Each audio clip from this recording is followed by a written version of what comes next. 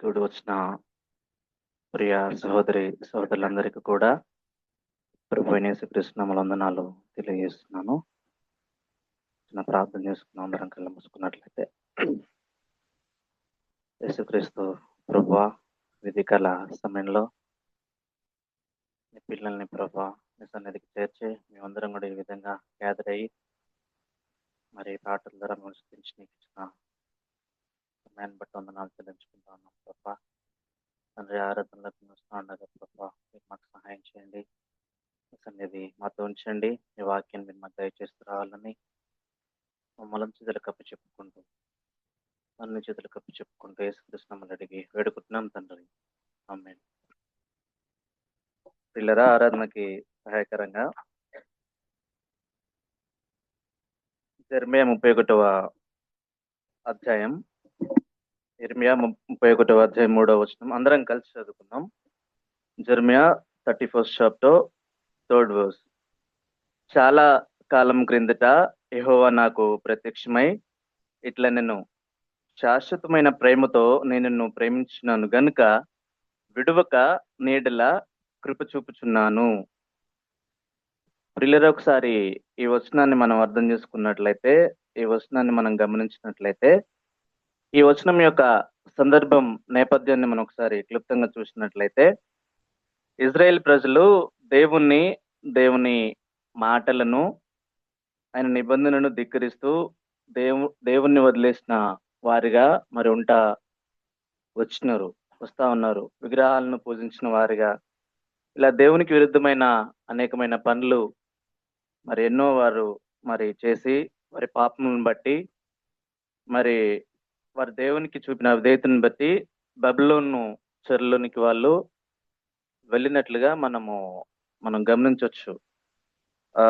అంటే ఆ శిక్షను అనుభవిస్తున్న సమయంలో మరి వారికి మరి జెర్మియా 30వ అధ్యాయము ఇక 31వ అధ్యాయము ఇక 3వ వచనం మనం చూసుకున్నాం కదా.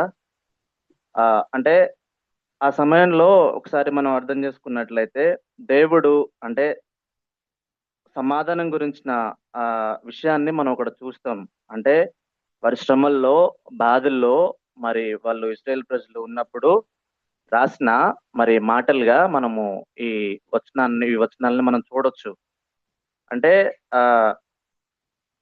అట్లాంటి సందర్భాల్లో మరి ఇర్మియా ప్రవక్త ద్వారా మరి దేవుడు మరి మాట్లాడించిన మాటలు ఏంటి అనంటే, అంటే నొప్పి గుండా, బాధ గుండా మరి అనుభవిస్తున్న పరిస్థితుల్లో మరి వాళ్ళు ఉన్నప్పుడు మరి అంత మాత్రమే కాదు, వాళ్ళు దేవుడు ఏ విధంగా అంటే అదే అధ్యాయం 15వ వచనంలో మనం చూడొచ్చు. జెర్మియాలో, నీ గాయముల చేత నీవు అరచెదవేమి, నీకు కలిగిన నొప్పి నివారణ కాదు, నీ పాపం విస్తరించినందున నీ దోషములను బట్టి నేను నిన్ను ఇలాగూ చేయుచున్నానని మరి అక్కడ మనం చూడొచ్చు. అంటే వారి పాపలను బట్టి దేవుడు ఇలాగూ మరి చేస్తాడు, అంటే వారి అవిధేయతను బట్టి వాళ్ళ చెరలోనికి పోయి ఆ పరిస్థితిని వాళ్ళు అనుభవిస్తున్నట్లుగా మనం చూడొచ్చు. కానీ ఈ 31వ చాప్టర్కి మరి వచ్చేసరికి ఇర్మియా ప్రవక్త ద్వారా మరి దేవుడు పలికించిన మాటలు నిజంగా అమేజింగ్. ఏముంటున్నాడంటే, శాశ్వతమైన ప్రేమతో నేను నిన్ను ప్రేమిస్తున్నాను గనుక విడువక మీడల కృప చూపుతున్నానని అక్కడ మరి ఇజ్రాయెల్ ప్రజలతో మరి దేవుడు మాట్లాడుతున్నట్లుగా మనం చూడొచ్చు. ప్రియులారా, నిజంగా అంటే ఈ వచనాన్ని అంటే దేవుడు తన ప్రజలను తీసుకొని వచ్చి కొత్త ఒడంబడికను మరి ఇస్తానని వాగ్దానం మరి చేస్తాడనమాట.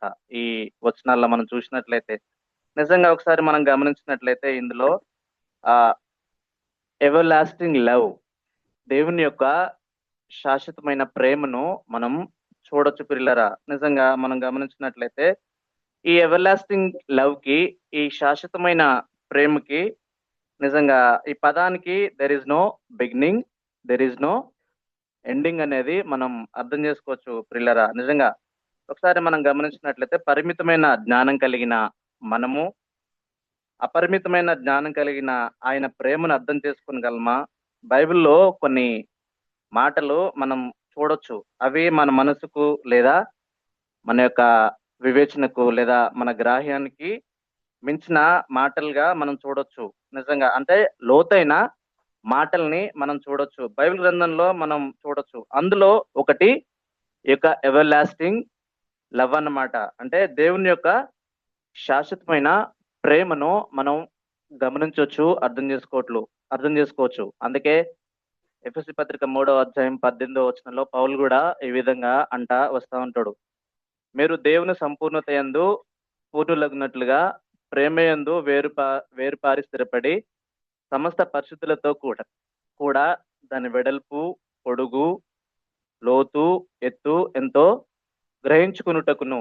అంటే ఇక్కడ పౌలు కూడా అంటా ఉన్నాడు అనమాట. ఏమంటున్నాడంటే దేవుని ప్రేమ యొక్క పొడవు, వెడల్పు, ఎత్తు, లోతు ఎంతో గ్రహించుటకు మన పరిమిత జ్ఞానం సరిపోదు, శక్తి చాలదు. ఆ ప్రేమ మరి మరి మెజర్ మనం ఆ ప్రేమ మెజర్ ని మనం చేయలేంది, కొలవలేందిగా మనం చూడొచ్చు పిల్లరా. నిజంగా ఎవలాస్టింగ్ లవ్ యొక్క శాశ్వతమైన ప్రేమ ఎంత గొప్పది అనంటే, ఆయన యొక్క శాశ్వతమైన ప్రేమ ఎంత గొప్పది అనేది ఒకసారి మనం గమనించినట్లయితే, ఆ ప్రేమ మన పట్ల ఎలా ఉంది అనంటే, దేవుడు ఎలా కనపరుస్తున్నాడు అనంటే, నిజంగా దేవుని తన ప్రియ కుమారుడైన యేసుక్రీస్తు ప్రభువు మరి ద్వారా వారిని మరి యేసుక్రీస్తు ప్రభు ద్వారా మరి మన పాపముల కోసం మరి బలిగా అర్పించడానికి కూడా తండ్రి అయిన దేవుడు మరి వెలితి లేదన్న విషయాన్ని నేను మీకు జ్ఞాపకం చేస్తాను పిల్లరా. నిజంగా వాట్ అమేజింగ్ లవ్ కదా, ఎవర్ లాస్టింగ్ లవ్, నిజ శాశ్వతమైన ప్రేమను మనం గమనించుకోవాలి ఈ ఉదయకాల సమయంలో.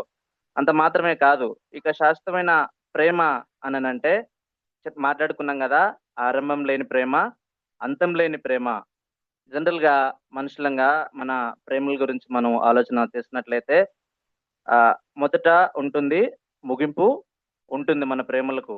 కానీ దేవాదేవుడి యొక్క ప్రేమకు ఆరంభం, అంతం అనేది లేదనే విషయాన్ని నేను మీకు జ్ఞాపకం చేస్తున్న పిల్లరా. అంత మాత్రమే కాదు, శాస్త్రీయ ప్రేమ అంటే ఏదో భావోద్వేగం కాదు. జనరల్ గా మన ప్రేమ ఎట్లుంటది అని అంటే, మనం మారితే మన యొక్క ప్రేమ కూడా మారుతుంది, మన యొక్క ప్రేమ కూడా పోయేదిగా ఉంటది ప్రియులరా. అంతే. కానీ దేవుని ప్రేమ ఒడంబడిక, మాట ఇచ్చిన ప్రేమగా మనం చూడొచ్చు ప్రియులరా. అందుకే డ్యూటెరోనమీ 7వ అధ్యాయము 7-8 వచనాలు ఒకసారి మనం గమనించినట్లయితే, డ్యూటెరోనమీ 7వ అధ్యాయం 7-8 వచనాల్లో, మీరు సర్వజనుల కంటే విస్తార జనమును యెహోవా మిమ్మల్ని ప్రేమించి మిమ్మల్ని ఏర్పరచుకుని లేదు. సమస్త జనుల కంటే మీరు లెక్కకు తక్కువే కదా. అయితే యెహోవా మిమ్మల్ని ప్రేమించాడు గనుకను, తాను మీ తండ్రులకు చేసిన ప్రమాణం నెరవేర్చేవాడు గనుకను, యెహోవా బాహుబలం చేత మిమ్మును రప్పించి దాసుల గృహంలో నుండి, ఐగుప్తు రాజైన ఫరో చేతుల నుండి మిమ్మును విడిపించినని అక్కడ ఉంటది. నిజంగా మనమేదో గొప్పవారం అని కాదు, లేదా మనమేదో మంచివారం అని కాదు. కేవలం ఆయన మనల్ని మరి ప్రేమించడాన్ని బట్టే నిజంగా నిజంగా దేవుడు ఎంత గొప్ప దేవుడు. మరి ఆయన ప్రేమ మారని ప్రేమ. మరి ఆయన ప్రేమ, మరి ఆయన మనల్ని ప్రేమిస్తున్నాడు కాబట్టే మరి ఉదయకాల సమయంలో నిజంగా ఆయన ప్రేమను బట్టి, ఆయన యొక్క శాశ్వత ప్రేమను బట్టి ఎంతైనా సరే మనం ఆయన్ను ఆరాధన చేసే వారిగా ఉండాలి. అంత మాత్రమే కాదు, పాపలమైన మనల్ని దేవుడు ప్రేమించినాడు, రక్షించినాడు. రక్షింపబడిన తర్వాత మెనీ టైమ్స్ మనం తప్పిపోయిన వారిగా మరి వచ్చినాం. అయితే ప్రభు దగ్గరికి వచ్చి కన్ఫ్యూజ్ అయినప్పుడు, మన పాపం ఒప్పుకున్నప్పుడు మరి ఆయన క్షమించిన దేవుడుగా మన యేసుక్రీస్తు ప్రభు మనకున్నాడు పిల్లరా. అందుని బట్టి ఆయన ఎంతైనా సరే ఆరాధన చేసే వారికి ఉండాలి. ఇజ్రాయెల్ ప్రజలను కూడా మనం చూడొచ్చు. ఇజ్రాయెల్ ప్రజలు కూడా మరి తప్పు చేసినప్పుడు, పాపం చేసినప్పుడు, దేవుని ఆజ్ఞలను పాటించినప్పుడు వాళ్ళని దేవుడు వదిలేయచ్చు కదా. జనరల్ గా నాకెందుకులే మరి అనుకోవచ్చు కదా. మరి జనరల్ గా వేరే జనాంగాన్ని ఆయన మరి మరి కనుగొనొచ్చు కదా జనరల్ గా. కానీ నాకెందుకులే ఆయన ఇజ్రాయెల్ ప్రజల్ని వదిలేయలేదు దేవుడు. అంత మాత్రమే కాదు, సైలెంట్ గా దేవుడు ఏమి ఉండలేదు.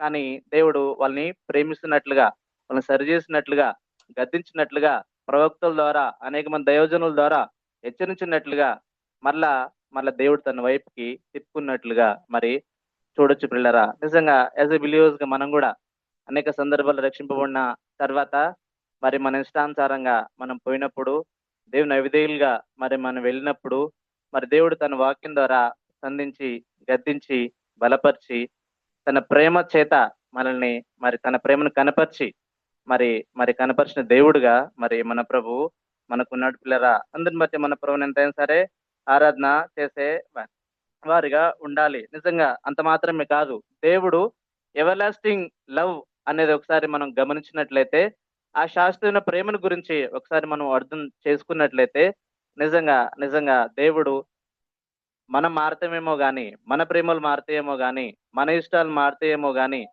దేవుని ప్రేమ మరి మాట్లాడుకున్నాం కదా, ముగింపు స్టార్టింగ్ ఉండదు, ఎండ్ ఉండదు దేవుని ప్రేమ. నిజంగా అంత గొప్ప ప్రేమను మన ఎడల ప్రభు కనపరుస్తున్న దేవుడుగా మన ప్రభు మనకున్నాడు. అందుని బట్టి ఆయన ఎంతైనా సరే ఆరాధన చేసే వారు ఉండాలి. దీంట్లో రెండవదిగా మనం చూడొచ్చు, అన్ఫెయిలింగ్ గ్రేస్. విడువని కృప కలిగిన దేవుడు మన ప్రభు. నిజంగా అన్ఫెయిలింగ్ గ్రేస్ అంటే నిజంగా నేను తప్పిపోయినా నన్ను వెతికే కృప, నేను దూరమైనా నన్ను లాగుకునే కృప, నేను అలసిపోయినా నన్ను మోసే దేవుని కృప. నిజంగా ఒకసారి మనం గమనించుకోవాలి, మన మంచితనం వల్ల కాదు, మన అర్హత వల్ల కాదు. కృప అంటే మరి మనకు అర్హత లేని దేవుని దయ, ఆయన యొక్క స్వభావం అన్న విషయాన్ని నేను మీకు జ్ఞాపకం చేస్తాను ప్రియులరా. అన్ఫెయిలింగ్ గ్రేస్ అంటే మన అర్హతల వల్ల కాదు, దేవుని కృపగల స్వభావం మీద ఆధారపడి మన పాపాల మధ్యలో కూడా దేవుడు మనల్ని వదలకుండా రక్షించి నిలబెట్టి చివరి వరకు తీసుకెళ్లే కృప దేవుని కృప. Unfailing grace. నిజంగా దేవుడు ఎంత కృప కలిగిన దేవుడో, ఆయన గ్రేస్ ఎంత అమేజింగ్ గ్రేస్ నిజంగా. అందుకే ఆ చేతుకు రాసిన పత్రిక 3వ అధ్యాయం 5వ వచనం ఒకసారి మనం గమనించినట్లయితే చాలా బాగుంటుంది ఆ వచనం.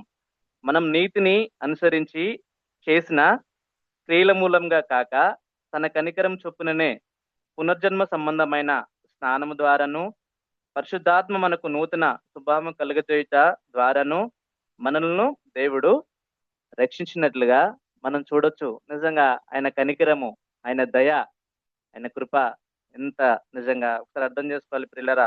మన నీతి క్రియల చేత కాదు, ఆయన కృప చేతనే దేవుడు మనల్ని రక్షించుకున్నాడు. ఐజేలో మనం చూడొచ్చు, మన నీతి క్రియలు దేనితో సమానం? మురికి గుడ్డలతో సమానంగా మరి దేవుడు ఎంత వచ్చినాడు. నిజంగా నిజంగా ప్రియులరా, ఎంత కృప. మన మీద గొప్ప గొప్ప సేవలు చేశామని కాదు, మన మీద మంచి వాళ్ళమని కాదు, కేవలం కేవలం ఆయన కృప చేతనే, ఆయన కృప వల్లనే మరి రక్షణ దొరికింది.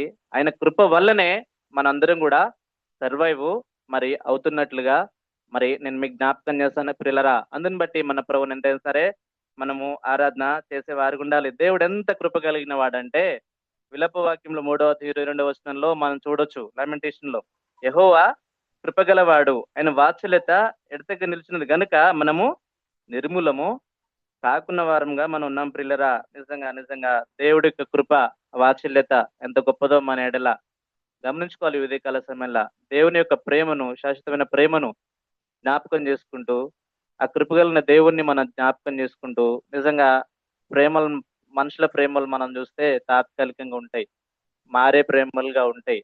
కానీ దేవుని ప్రేమ శాశ్వతమైన ప్రేమ, దేవుని ప్రేమ మారని ప్రేమ, దేవుని ప్రేమ మనల్ని దగ్గర తీసే ప్రేమ, దేవుని ప్రేమ మనల్ని మరి మరి ఆయన హక్కును చేర్చుకొని మరి మరి ఈ యొక్క ఆత్మీయ జీవితంలో ప్రభువులో కొనసాగే ప్రేమ. ఎంత మంచి ప్రేమ పిల్లలు. నిజంగా మనం మారినందుకు ఆయన మనల్ని ప్రేమించలేదు, కానీ ఆయన మారనందుకే నిన్ను నన్ను దేవుడు విడవలేదు. నిజంగా అంత గొప్ప దేవుణ్ణి ఉదయకాల సమయంలో మనం కలిగి ఉన్నాం. నిజంగా నిజంగా మన కోసం, పాపులమైన మన కోసం, దౌర్భాగ్యులమైన మన కోసం, విరుదులమైన మన కోసం మరి తన యొక్క ఒక్కగానొక కుమారుని కూడా వినతీయక ఆయన విడలేదు ప్రియులరా. నిజంగా నిజంగా అంత గొప్ప దేవుని మనం కలిగి ఉన్నాం. వివిధ కాల సమయంలో ఈ 2 పాయింట్స్ మనం జ్ఞాపకం చేసుకుంటూ, ఆ యొక్క శాశ్వతమైన ప్రేమను జ్ఞాపకం చేసుకుంటూ, ఆ యొక్క అన్ఫెయిలింగ్ గ్రేస్ ని విడువని కృపగల ఆ దేవుణ్ణి మరి జ్ఞాపకం చేసుకు, ఇజ్రాయెల్ ప్రజల పట్ల దేవుడు, వాళ్ళు నిజంగా చూసినట్లయితే ప్రభుకు ఎంతో దూరంగా వెళ్ళిపోయిన వారుగా వాళ్ళు ఉన్నారు. అయినా సరే దేవుడు వాళ్ళని విడిచిపెట్టలేదు. దేవుడు ఎప్పుడు తన బిడ్డల్ని విడిచిపెట్టాడు. దారి తప్పిపోతా ఉంటే, మరి ఇష్టానుసారంగా పోతా ఉంటే దేవుడు గద్దిస్తాడు, సరి చేస్తాడు, సంధిస్తాడు. దేవుడు మరలా తన దారిలోకి దేవుడు తెచ్చుకుంటాడు. తన ప్రేమను కనపరుస్తాడు. తన కృపను కనపరుస్తాడు దేవుడు. ఈ ఉదయకాల సమయంలో 2 పాయింట్స్ మనం జ్ఞాపకం చేసుకుంటూ, దేవుడు మన జీవితంలో ఏమైనది గ్రహించుకొని, హృదయమారా మన ప్రభువును మనం ఆరాధన చేద్దాం. Thank you. Let us remember God's everlasting love. An everlasting love is not an ordinary love. It never failed us. His love never failed us. His grace never failed us. When we have failed so many times, sometimes in a day we fail so many times, yet His love never fails. That is why we are here. We are able to worship. Let us take this time and worship our God.